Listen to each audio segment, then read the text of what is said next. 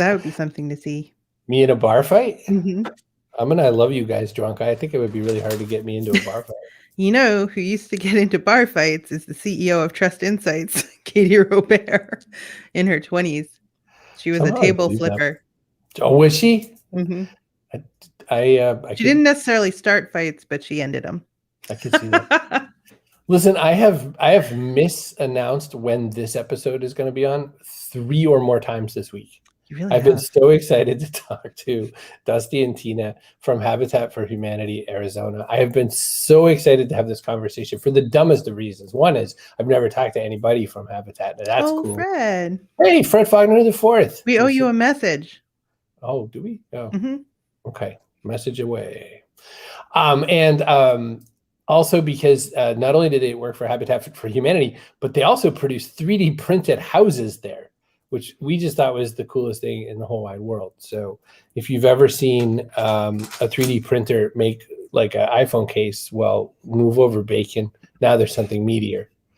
So we've got quite the show today. What else we got? Is that it? That's everything. Dusty Parsons, Tina Burgoz. It's just going to be... and backpack coin. Oh, we'll give away some backpack coins. Let's do it. Hi, everyone. Tim Kitzer from NBA Jam and NFL Blitz, welcoming you to The Backpack Show. Your hosts, Chris Brogan, Kerry Gargone, Boom Shakalaka. Backpack Show. Ever since... Today's password is Habitat. Oh. My writing is awful. But your writing is awful. What is it, Cyrillic? So you're writing today's password is Habitat. So all you have to do is send an email, Carrie@chrisbrogan.com. It is that easy. Email Carrie@chrisbrogan.com and just say, hey, the password is Habitat, and my rally.io account name is, and we'll give you loot. Real cryptocurrency. So I was laughing all day earlier this week because the password I chose was your mom. And so all day long I was getting emails that just said your mom.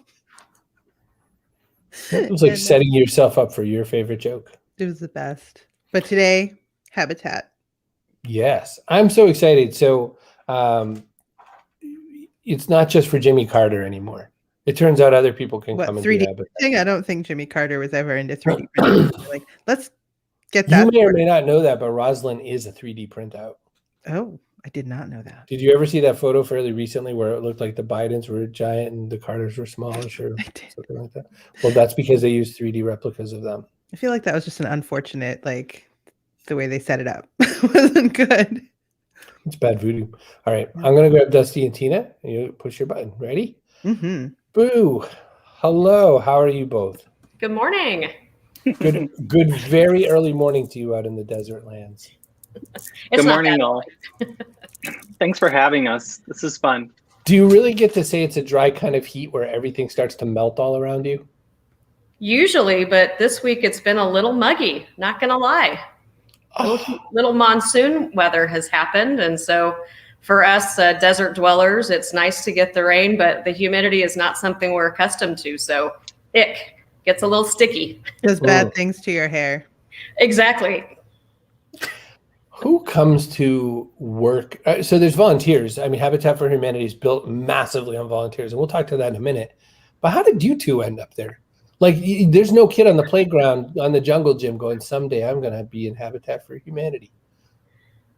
Well, Dusty, do you want me to go first on that one? Yeah, you go first on that one. Okay. So I actually stumbled upon Habitat for Humanity back in the 90s when I was looking for some volunteer work to do. And a friend's mom said, hey, it's kind of out of your normal zone, but you should come out and take a look at what we're doing and have some fun. So I did. And it was just in a volunteer capacity. And at that time Habitat was building a 295 home master planned community in the south part of Phoenix, which was the first of its kind.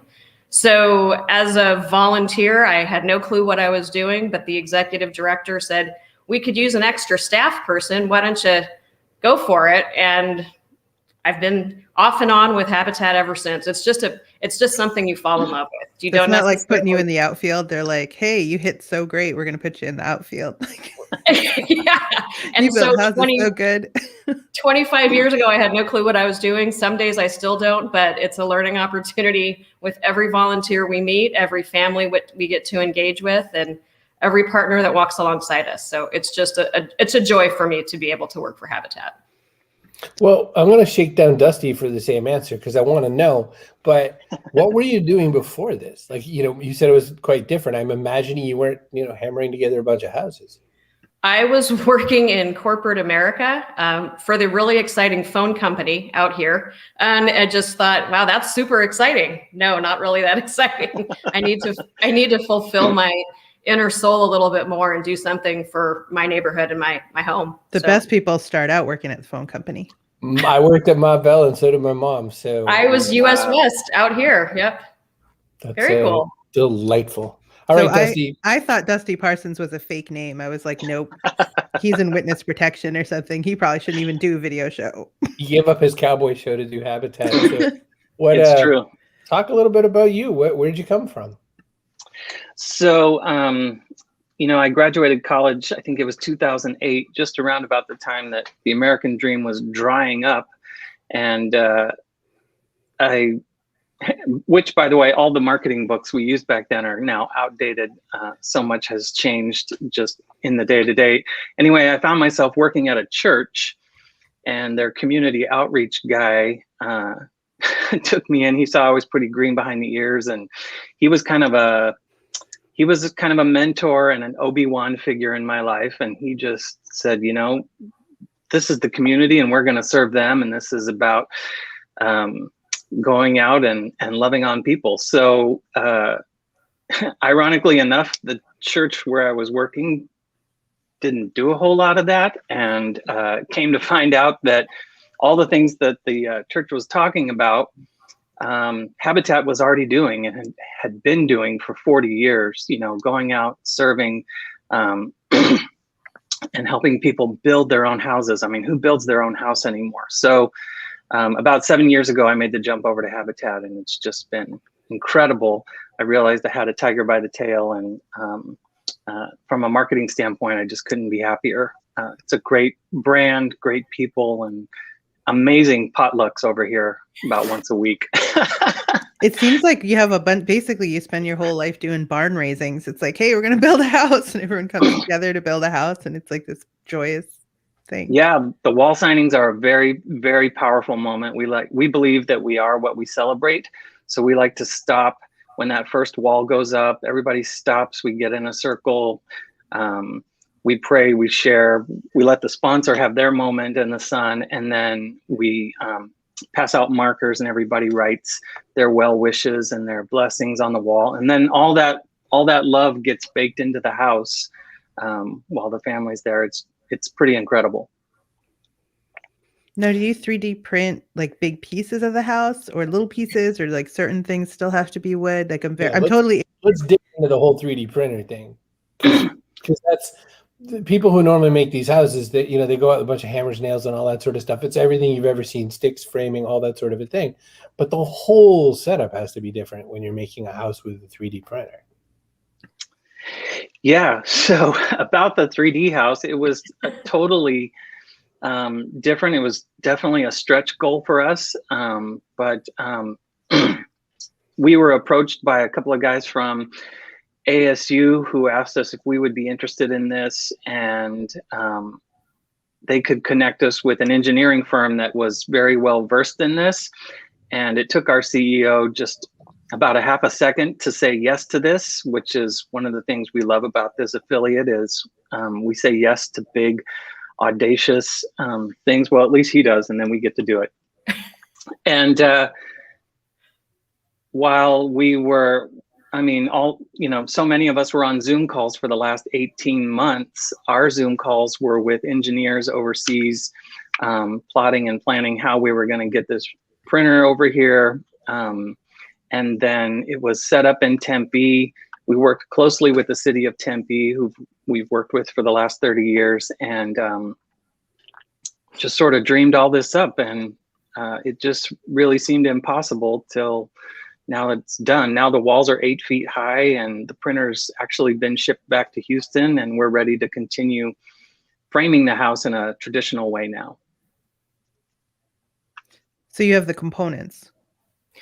Right. So the rest of the build now goes back to traditional Habitat sticks and bricks construction. So the roof trusses, all of the rest of it, we'll be able to engage our volunteers and our crews to be able to. So it's kind of a hybrid. It's 3D printed walls, external and internal, and then the remaining components of the home will be traditional Habitat construction. So we're excited to get the volunteers out now, and they still can swing a hammer or two here and there.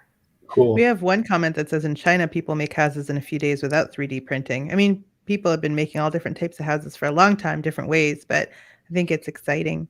And Elizabeth asks, is 3D printing faster and more cost effective than wood framed? Not yet.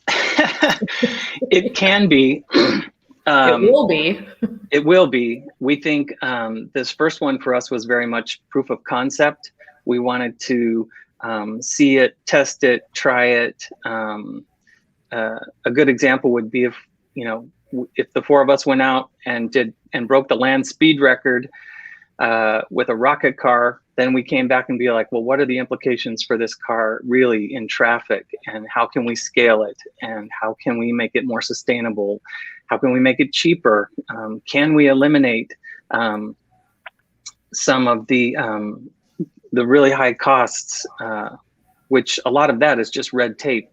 But that is the goal, is to make it more efficient, more sustainable, and more affordable for the families that are going to move in. Yeah, I want to talk about the setup of it before we get to Leslie's question, because one of the things that I was thinking about when I watched it, well, first off, one thought I had was that there's certainly a marketing aspect to that. You get a lot of attention when you start, ice cream machining out a house instead of having a bunch of people put some It got wood you up. all excited, Christopher. I was like, holy cow, look at this thing. It's like a big giant poop maker, and you just watch it like, and then there's like this one guy watching it poop for the whole day. Like, that's cool. But like the setup of it, the work of it, the putting the frame in place. One of the things that happens when one makes a house is there's the plans, and then there's what happens when the GC is sitting there going, we can't do it exactly like this. We have to nudge it a little bit or whatever. You can't get that with a 3D printer. It's, here's your print. And like, if you do, you've got to go all the way back through another whole process. When you said this about the land speed, it's the opposite. It's got to be the slowest thing in the world for right now. But, the question was that you kind of touched on, it's not yet, but what's the projection in people's mind about that? Are they saying just because of the materials, like concrete so easy to pour, or like what's the thought process on why someone decided to do this beyond novelty?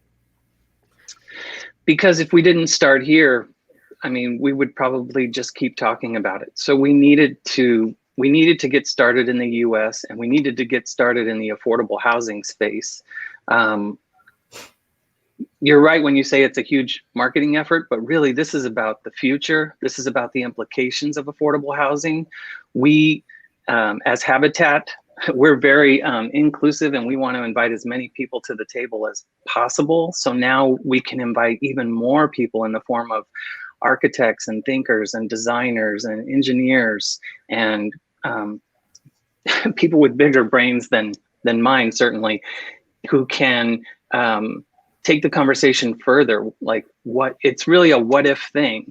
And now that we have something tangible on the slab in Tempe, we can invite people down there and have conversations beyond where we were a year and a half ago. So there's many opinions in the tech world about where we are with 3D printing. Some will tell you we're still 5 years away from scaling it, but if we didn't start somewhere, we would still be 2 years in the past. Hey, look, it's Tina. Oh God, can you take that off the website? No, click on it. She's internet famous now. Like, why am I still on the website? That's old news. Let's get That's to the old news. So one thing that Leslie had for a question before we move on, Leslie had asked the question, the 3D element to printing is amazing, but can it be applied to all different areas? Leslie and I are both from Maine. She still lives in Maine. Can I have a house up there, or is it going to melt when it rains or something? It is definitely something that can be applied. If you do any Googling on 3D printing homes, there are different structures all over the world that people have built. Some have indoor plumbing, some don't. Some are built for animals, some are built for humans. Right. But that's definitely a consideration that we had when we kept telling the folks, it's hot out here. And when you want to start printing with this material, are you sure it's going to be able to create the walls in the manner that we need when it gets to be 115 degrees? And they assured us, oh yeah. So we've made it work. I think Dusty and I, every time we'd go out there or have a meeting, it's like, oh, cross your fingers. Let's hope the walls are still looking the way that we expected. So yeah, so far it seems like with trial and error, you figure out the right mixture, the right components, and the way the printing comes out, you do have to let it set up a little bit and before you can move on to the next layers. But the folks that we worked with, the engineers and our construction team that really spent the time to learn about it, to test and trial a few different ways to make it happen, I think we really came out with a quality product. And as we finish the home and the family eventually moves in, we'll stay obviously in touch with them and see what issues, if any, they are experiencing, what the overall insulation is like, all those different things. So it's going to be an ongoing process and a continual learning for us as the family lives and grows in that home. I love that Chris is showing us some dude making himself a hobbit hole. Yeah, so in the background, I'm showing this guy named Mr. Tiger in China, by the way, for our friend Sonakshi. I could tell you that Mr. Tiger is building himself a hole in the side of a mountain. And so he's using a lot of drilling, he's doing a lot of grinding, and he's carving himself out basically. The hobbit hole. Hobbit hole, but it's huge. When you say that, it's a 2-floor house with plumbing and heating and an outdoor oven that has lots of hobbits in it. So it's a giant thing, but it's just one dude. Well, one thing as a lawyer, I question his legal title to a mountain, but what do I know? He bought the land. So, but I only passed that out to say that, there's lots of different ways to build stuff. But the other thing that's part of this, and we'll come back to this, are SIP methods still in use? I don't know what that word means. Do you know what that means? Anybody? I mean, I sip all the time. Yeah, let's all sip, I guess. We can all take a sip, but I don't know. Wicked good at it. You got me. That's one for our construction crew. Oh, we did it. We stumped you, Dusty. Dusty was like, what are you going to ask me? I'm concerned. What if you stump us? So we didn't stump you. We're like, we're not going to stump you. Can we phone a friend and get our construction guys on our... You can't, or we could poll the audience, or... All right. So we do have to take a quick commercial, then we'll come back. It'll be about 60 seconds. And I just realized I didn't read the ones at the beginning either. So hang tight. Boop, boop. Don't anybody go anywhere. It's going to be fast because I'm furious. Hey, we're sponsored by StreamYard. You want to make a show? cbrogan.me/StreamYard. You can make a show like this. We're using SIP methods to make this show. If you'd like to have a podcast, you can have one. They're free. Not really. Castos.com. And for listeners. You can come get one for people who like audio podcasts. Castos.com. Think about it. You could do 3D printing house show on it. And if you want a website for it, you can get one at .online. cbrogan.me/online. You could use the code Chris. You can get a website for 99 cents. Use the code Chris in all caps. Don't forget all the caps or you will be all sad. Hey, you want to look up more about 3D printing houses? Go to presearch.com. It is not Google. It's better. Go to presearch.com. You'll have a lot of chance to look some stuffs up. It's really great looking. Remember to log in so you get your cryptocurrency rewards, because coins for using it. Half the Backpack Show staff did not log in for weeks and weeks. Yes, 50% of the staff didn't know that he was supposed to log himself in. Hey, you have some extra money? Well, you won't for long if you don't give it to someone who puts it into something good for you. Elevation Financial, run by Michael Reynolds, is a chance to do that. ElevationFinancial.com, by the way, you can get a complimentary money session there. Listen, Michael is not just helping you turn your money into more money. He works with socially conscious business owners. So they do ESG investing, which is it takes your money and aligns it with a positive impact on all the environmental and progressive social values that matter to you. He's got clients in almost all 50 states. He'll have all 50 by the time he gets you. Wyoming, I'm looking at you. Michael Reynolds is a fee-only fiduciary financial advisor. You're going to have a good old time. So elevationfinancial.com, you will have a blast. You're gonna have a good old time. That was Good old funny. time. You'll have a gay old time. All right, let's grab our Tina and our Dusty back. Gay old time. Yeah, like the The Flintstones. Flintstones. So I don't know if the kids know who the Flintstones are anymore. probably not. But that song's now going to be running through my head the rest of the day. Thank you for that, Chris. I No, don't. that's- Thanks for saying That's that. I his don't know. superpower, is putting those kinds of things in your head. Yep. So listen, I did have one question about the whole setup, and Habitat exists and lives and dies on donations. It needs lots of people to come to it. Dusty made a really interesting point that I'm going to hammer back on, which was get it, hammer. Nice. Good Well one. done. That Dusty made a point that he was involved in the church and he felt like it wasn't very churchy in the sense that he wanted it to go help some people. And Habitat is directly It was very churchy. a lot of church, but not a lot of help. So the storyline here, see, Cody knows what SIP is. The storyline thought is that if Habitat is a lot closer to being churchy at a time when more than 40% of people have started to say they're not going back to their churches, Habitat's the kind of place where you could get some of that spiritual value. Can you talk just a minute about what the donation experience is like, and also what it's like to, no matter your denomination, have the opportunity to participate? Sure. We have actually part of our sponsor relations area is focused on our faith-based communities. We have we have all different faiths represented, and the churches have been one of our strongest supporters, especially during COVID, when corporations weren't allowing their employees to come out and volunteer. The church groups were, and so we had several hundreds of volunteers come from our faith groups to build. And we like to work with coalitions. So we have Lutheran coalitions, Episcopal coalitions, all different faiths, small churches, large churches coming together, both to raise funds and to provide the volunteer hours to help build the homes. And they've been with us, especially with this affiliate, since the beginning. We were actually founded with one of the church groups that's still active with us today. So the faith component is definitely part of who we are. It's part of our community. And what we're finding now as a lot of the younger population is not necessarily as connected to the church groups as they once were. So we're trying to engage those non-denominational groups that are just interested in giving back to the community and have their own faith inside that they want to share. Beautiful. It sounds like you've never said that sentence before, though, Tina. Actually, I don't think I have exactly. Dusty can find out, but it just, well, and I want to go I love on what the I do. I want to go on the record. I don't mean to disparage any church anywhere. We serve people of all faiths. We serve people of no faith. But for me, Habitat is a place that is certainly putting its faith into action. And that's even in our mission statement, putting love into action to build homes, community, and hope. So just want to go on the record and say that.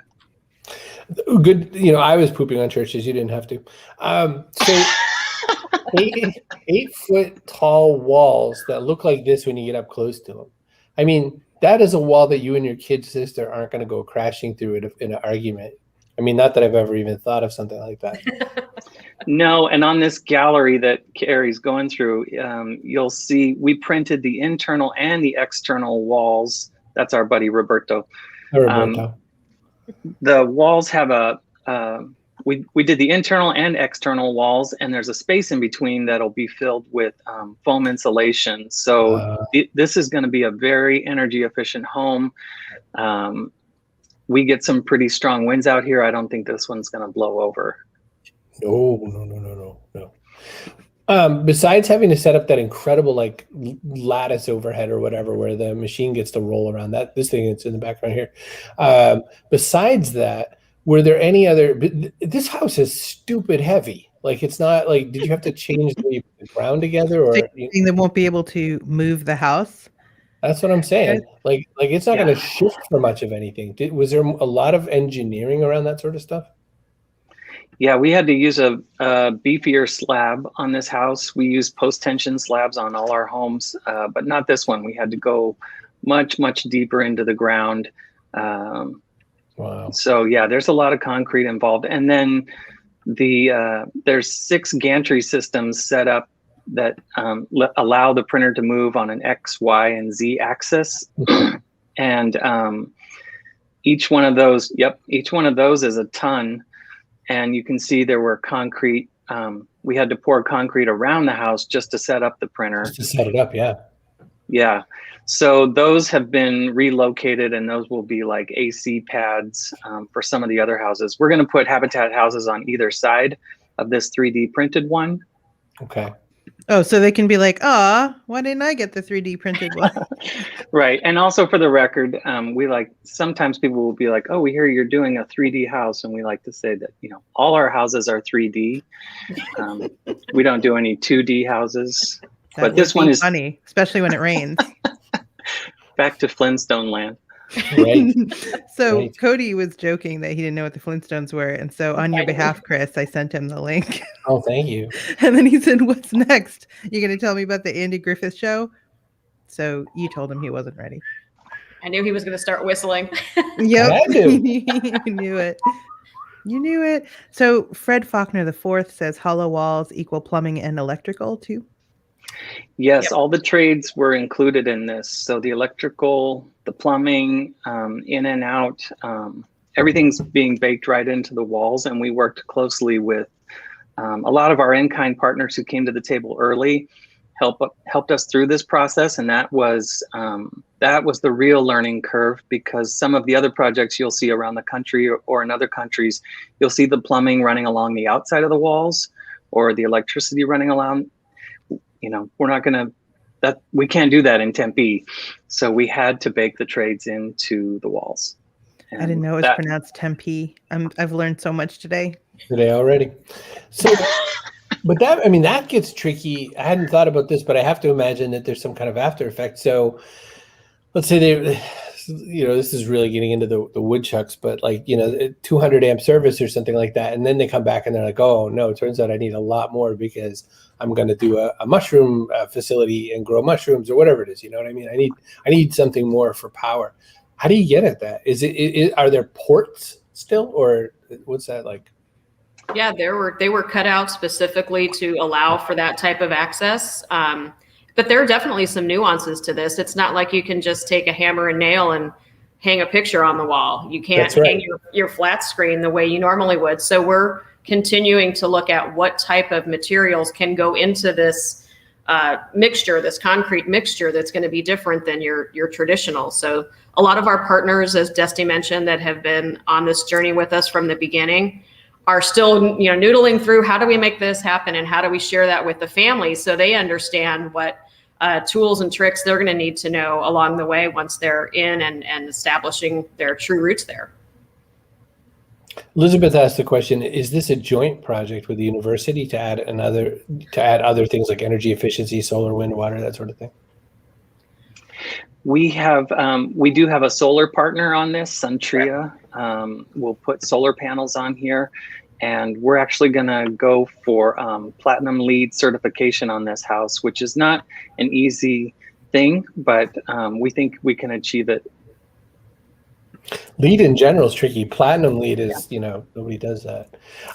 Back to the idea that Habitat has a very, very specific and important mission. In some ways, the fact that I was just thinking about the fact that we're asking you so many 3D printing house questions, which is why we brought you on the show. It detracts, right? It's like having a booth babe or a celebrity at some trade show that, you people come over because they're like, attracted, not to learn about the demo. You know what I'm saying? Like in events and everything like that, you could be too attractive and sort of lose the storyline that you want to talk about. No, it's so inconvenient.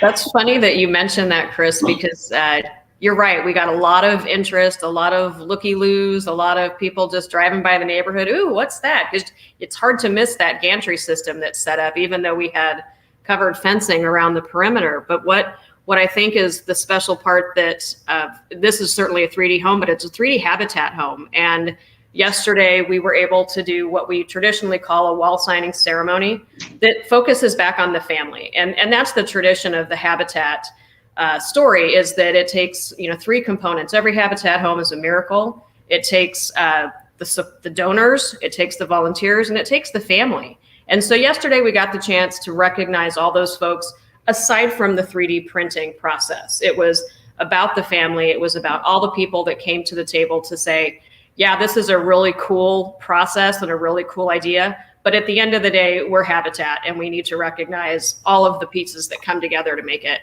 the miracle that it is. For just 1 second, I thought you said all of the pizzas, and I thought that there's a lot of pizza out on site too. At times, we have to feed the volunteers. Just say you got to feed those people. It happens. You can make your next house out of pizza boxes. I'm just saying. Don't think that we haven't thought about it. What are, to that end, and then we have to do a couple more things and then get the hell out of here. But what are on traditional builds? Let's throw the 3D out the window. Forget those guys. What are the things that volunteers don't expect, and what are the surprises for you who've done this so many times that you still look over to volunteer and go, "Oh my gosh, what happened here?" Like, what are some of the stories that you really can't quite tell anywhere else about that sort of scenario? I don't know if there's stories we can't tell. We're Dusty's privileged. too nice. We're pretty privileged to host almost 10,000 volunteers annually. Almost none of them are total screw ups. And they come in at every level of experience. One of our favorite photos we have in our gallery is a woman, and she's holding the hammer backwards, and it's just a great picture of the volunteer experience. You don't need a lot of experience to jump in with Habitat. Just come out. We'll show you what to do. We have veterans who've been serving with us for 20, 25 years. They will help you. They will tell you everything you need to know. And then those house leaders, they break up into smaller teams, and we just break down the tasks, and it's just a whole lot of fun. And the volunteer experience is unlike any other because the house will be standing there 10 years from now, 15 years from now, 20 years from now, and you can go back by as a volunteer and be like, I built that. I put that joist together, and it's so tactile. And I don't even know the word I'm working for. I'm the marketing guy and I can't come up with the right word, but there's like object permanence to it. There's a sense yes. of something that lives on beyond, for people who work software, for instance, we always want to think of that idea. By the way, when I was asking that question about bad people, I was just making sure I had a place in the volunteer structure, because I'm insanely good at hammering a nail in and then bending it 90 degrees halfway. So when I get the nail halfway in, it goes 90 degrees. And so I'm an incredible plant hanging maker. We have a place for you. I was going to say, we have plenty of space for you. And we do have a group of dedicated senior level volunteers that most of our build days are on Saturdays when the volunteers come out. And then there will be a few days the following week where they'll go in and, kind of fix some of the areas. Fix a few issues, yeah. Just make sure we can pass inspections here and there along the way. So Chris, you could grease the wheels for them. There's definitely. There you go. There we go. We have volunteers in the office. We have volunteers who help with letter writing campaigns. We have advocacy campaigns. The restores, we have volunteers all over the place. Lots of volunteers in the restores, which is amazing. Elizabeth mentioned the Austin restore. Yeah. Well, shop at the Phoenix restore too. When we had one in Tempe. And come on by. The Phoenix restores, they just launched their online eBay component of the restore because we get some pretty eclectic finds, and we like to put those online. We don't want to restrict that to just Arizona shoppers. So you really are so nice. I was going to say, he put that so eloquently. Didn't he? I would have been like, you won't believe the stuff you find in some of these places. You got to see it. They're really good for those white elephant gift exchanges. Back when you have to go to the office again and be subjected. We love that stuff. We want your unwanted stuff, and we'll sell it and put it to good use. Because there's somebody out there that thinks it's a gem, so we just have to match them up. Shopping at the Habitat Restore is probably the fastest, easiest way to get involved with Habitat. You can donate, you can volunteer, but we all got to shop, right? We've all gone out back to shopping now. That's still a thing. It's a thing again. Okay. Well, so we're at this part of the show that I get to do this. Oh, and here's our person of the day. Kaboom! And I wasn't sure who I wanted to make the person of the day today, but I'm going to go with Fred Faulkner IV. Because I liked his very, energetic yabba dabba doo. I thought that Fred can always be counted on to support us in our antics. Fred is It's very I would supportive. call it enabling, except that I like it. Right. Oh, I left my air on. See, I don't even know how to make this show. Store in West Palm Beach, Florida is great. Listen, so we have one question. It sounds like you're brewing a kettle of tea. It's a jet engine. My downstairs neighbor thinks I'm playing video games all the time, which I am, but I have headphones. I told him, no, that's just the air. So we have one question we ask every guest every single episode, even when there's air blowing, which is, what goes in your backpack? Now, this could be something physical, like a jet, or it could be something metaphorical, like the sights you see when you're up that high. Carrie, what's a good example of something physical you could throw in a backpack? Extra set of teeth. An extra set of teeth. It's forever going to be my favorite. And what's something metaphorical that we can put in a backpack? Kindness. Kindness is so great. So you both get an option here. So Tina, you're going to get a chance to go first. What would you add into the backpack? Well, physically, I always have a baseball cap. Oops, that way. In my backpack, because the sun out here, you need it, especially if you're out on site. Metaphorically, a positive attitude. I think there are so many days, especially this last year, that it was hard to come by. But working for Habitat, you never know what you're going to run into, whether you're in the office or out on site. So I like to put a smile on my face and a positive attitude and make sure that everyone's having fun. So can people from Boston volunteer with Habitat then? Absolutely. We don't know how to make a happy face. Well, Dusty we can work Parsons, on that. What are you going to throw in that backpack? Well, first I want to thank you guys and invite everybody to look at the future of affordable housing differently. This is the size of our marketing budget altogether right here. So I thought we had some extra time to think about this question, and it's kind of haunted me, and I've been so intimidated. But I'm rereading Douglas Adams' Hitchhiker's Guide to the Galaxy, which was my high school favorite book. Yes. And so I'm going to go with a towel as a practical item. You got to take your towel with you everywhere. I love it. Ford Prefect. And then, I guess metaphorically, I'm going to say, so cheesy, Tina's going to throw me under the bus, but I'm going to go with love, because I think you absolutely need, you have to lead with love, speak with love. And all you need is love. Yeah, all you need is love. I'm going to go with that. You're going to See, get I believe you when you say it. later. No, I believe you when you say it. Some people, if they said that, I would have been like, come on. You're just trying to get points. It's actually true. And Dusty was recently awarded from our entire staff and board organization our Habitat Hero for the year. So he is very honest in what he just said. You got that with love and absolutely zero bribery. It's a great thing. It's a great thing. So people who watch the show a lot know that there's a grandmother story involved usually, but I have a dad story. So my dad has brought me into several repair projects over the years. And one of them is he really hates squeaky floors. He hates really squeaky floors. So we put lots of shims in to kind of make the floor work right. And I was thinking about, we would have no place in a 3D printed house, because where would the shims go? But then I thought about one place you could still use a shim in a concrete poured house. And that's right here.